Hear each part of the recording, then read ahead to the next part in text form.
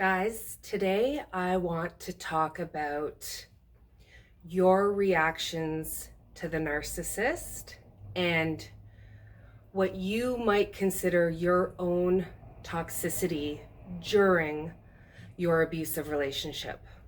I know that we all leave these relationships with the questions about whether we're the toxic people, whether we're the narcissists. And these are great questions to have. And we're going to talk a little bit about that today in this video. My name is Amy, and this is Narcaway. My channel is devoted to educating, supporting, and encouraging victims and survivors of narcissistic abuse. If this is your first time to my channel, welcome. And if you've been here before, welcome back. Okay, so we leave these relationships and we don't know what is up, what is down. We are in such a whirlwind and we are so confused. It's only natural to self-reflect and wonder, wait, were we the problem all along? Especially if your ex-narcissist has moved on and they're in a new relationship and they seem very happy. Maybe they're remarried already. And if somebody else is able to put up with them enough to marry them, then maybe they were never the problem. Now, that's a great question to ask. And the reason that that's a great question is because you're asking a question at all.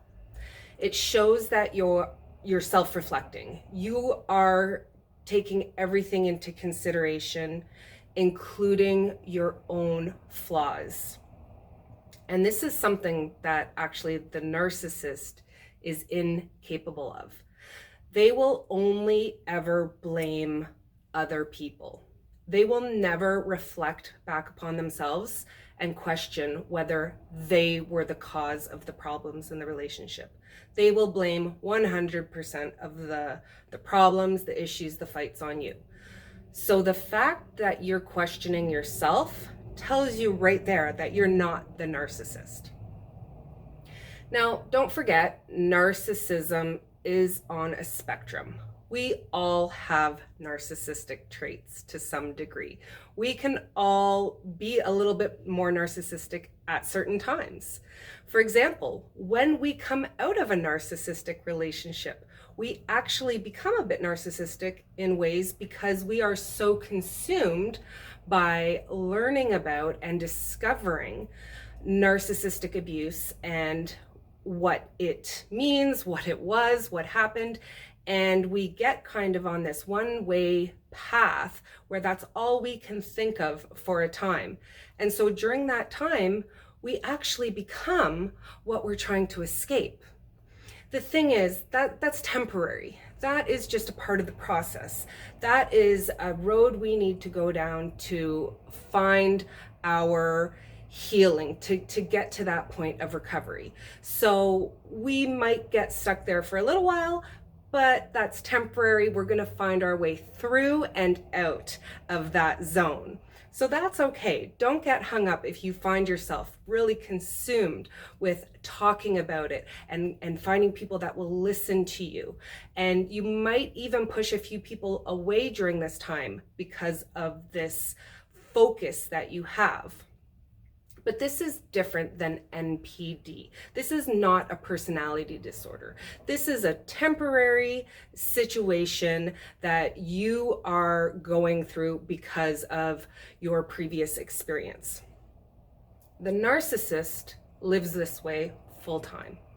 They are consumed and everybody around them is consumed by them and their narcissistic ways and their narcissistic traits. That's what differentiates you from them. They don't self-reflect. They don't ever look at their behaviors and think, wow, I could have handled that differently. Or maybe I'm taking this to heart. Maybe this isn't a personal attack on me where I need to act out and lash out at everybody else. If you are able to sit back and recognize that you acted or reacted or behaved in a way that was not true to your integrity, that doesn't represent your past or your future, then that is a temporary reaction to a temporary circumstance.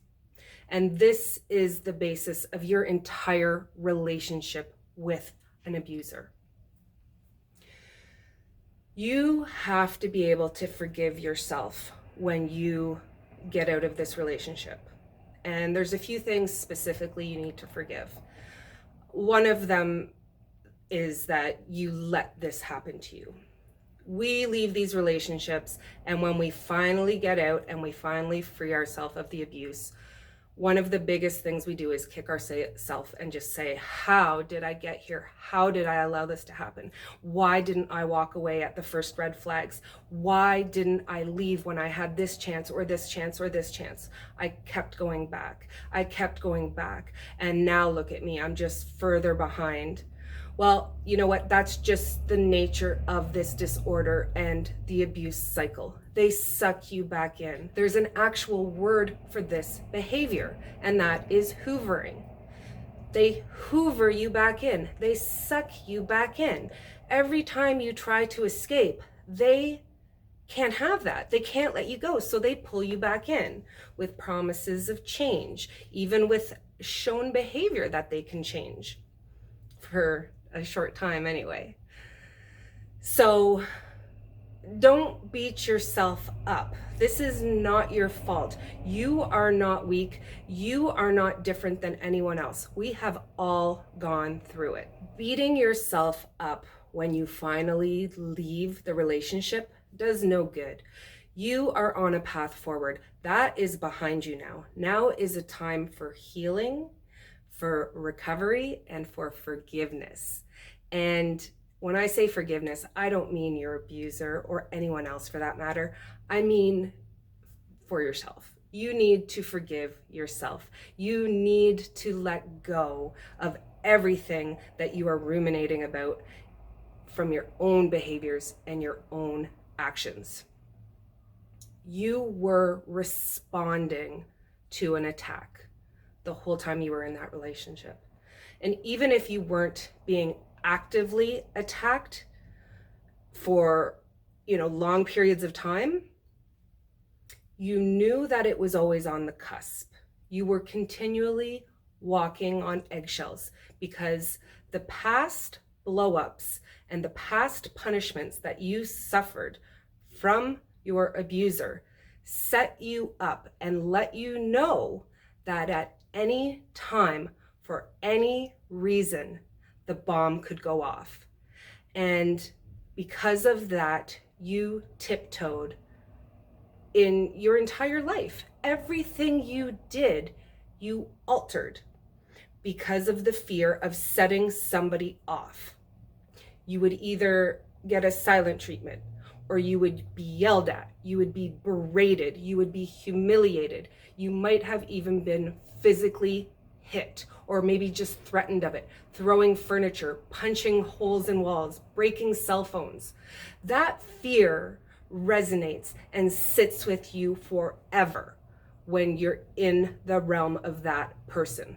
Once they have done it once, and that's all it takes is one time, you in the back of your head will fear that that can happen again at any time. And the more it happens, the more repetition there is with their abusive behavior, whatever it is, abandonment or abusiveness in the physical manifestation of hitting and yelling and verbally abusing you, that consumes you, that eats you up. And you are so traumatized by this that you begin to change your behaviors. And when you do that, you step outside of your own integrity. You become a different person. You are now altering your behavior. And what happens here is your behavior is probably not going to change for the better. You are going to be more reactive yourself. You're going to be more defensive yourself. you are going to be more on guard. And so your behavior is not going to be in line with what it was before you got in this situation. You are adapting, and it's a survival mechanism. And you might, for example, tell lies now. Maybe you were never a liar before, but now you're going to tell more white lies just to not get attacked, to not be provoked, to not instigate your abuser's retaliation for the truth. As subtle and as minuscule as whatever might be going on, if you know one tiny little thing is off that can set off your abuser, you're just going to admit that. You're just going to leave it out because there's no point in stirring them up, riling them up. So you now are changing, you're adapting, you're altering your behavior to save yourself. And there's an offset here that's never going to match up, because even though you're avoiding the abuse, you're now compromising your own morals. So it's never going to even out. You're never going to be comfortable. And so what's going to happen is possibly like when the narcissist is yelling at you, you're going to yell back. Maybe you're not a yeller. Maybe you're a very peaceful person, but this person is now yelling at you. So you find that's your means of communication now. They yell at you, you yell back. They give you the silent treatment, you shut down and give them the silent treatment. The toxicity feeds on itself. It's the snowball, it's just going to keep rolling, and it's only going to get bigger and bigger and worse until it finally crashes into the wall and explodes. I'll give you a really easy example that happens to everybody in everyday life on when you don't even realize it's happening, how you adapt to certain situations. Conversationally, say you're talking to somebody who is a very calm, slow, relaxed speaker, and you're having a conversation. Your tone is going to match theirs. You're going to slow down, you're going to take a breath, you're going to calm right down, and you're going to match their energy.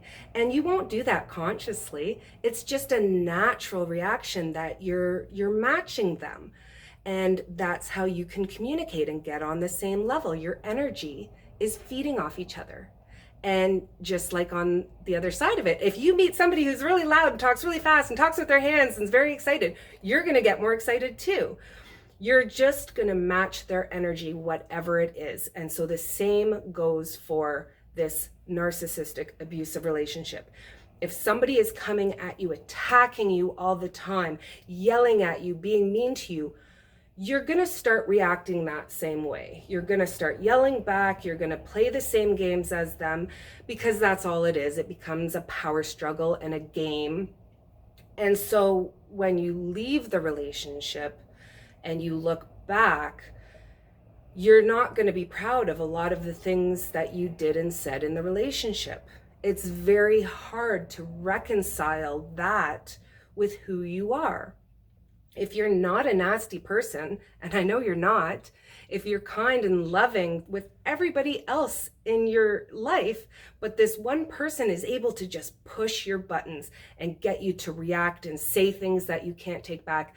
And after that fight, we've all had those fights where after you've calmed down, you're like, oh my God, why did I say that? Why was I so mean? Where did that even come from? Once or twice or a few times, you have that happen. That's just human nature. It's normal. It happens. But when you're with the narcissist and it happens over and over and over again, and it's just like a daily battle, and you're constantly in this feeling of regret and upsetness with yourself because you're just stepping out of who you are. You're morphing into this alien creature that is in defense mode and in a coping mode to deal with an abusive, attacking narcissist. You're going to know it the instant you get away from them, because all of a sudden you're going to get back to normal. It's not that you're going to change. You will change somewhat, but really what happens is You get back to who you were before you were tortured and tormented by this beast. You get back to you, and you start to see your behaviors as they are naturally when you're not on defense mode and when you're not reacting to provocation constantly. So don't be so hard on yourself, guys. You got to understand the mechanics behind abuse and survivors of abuse. There are reasons that we did the things we did when we were in those situations, and there's reasons why everybody that does this, the life coaches and the narcissistic coaches and the abuse behavior coaches, why we all tell you that you need to forgive yourself and you need to love yourself first. And you really do. It's really so true, because you were reacting to an extremely unkind person with unkindness. And once you leave that behind and you make a point to surround yourself only with love and positivity and respect, then that's what you're going to give back. And that's why you become happier. That's why you always see me smiling, guys, because I've never been happier in my life. And the further I get away from that relationship, the clearer it becomes. The more I can see it as if I'm looking at it as if it was somebody else's story, because I'm not in it anymore. I don't have the emotional feelings that I did when I was in it. When you can't see something when you're in the eye of the storm, but once you're out of it and you look back, it becomes as clear as day. So guys, I'm gonna leave that video right here, and I hope you liked it. If you did, please go ahead and click that like button. And if you don't already, please go ahead and subscribe now. And of course, you can always follow me on Instagram at Narcaway. Okay guys, I'll see you in the next video. I love you all.